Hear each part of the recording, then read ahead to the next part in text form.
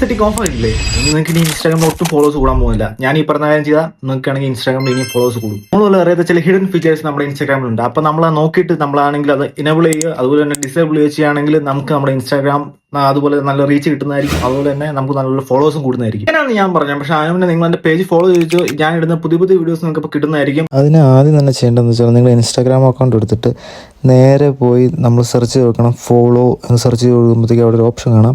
അപ്പോൾ അതിൽ ക്ലിക്ക് ചെയ്ത് കഴിഞ്ഞിട്ട് ഫ്ലാഗ് ഫോർ റിവ്യൂ എന്ന് പറയുന്നത് നമ്മൾ ഡിസേബിൾ ചെയ്തിടുക.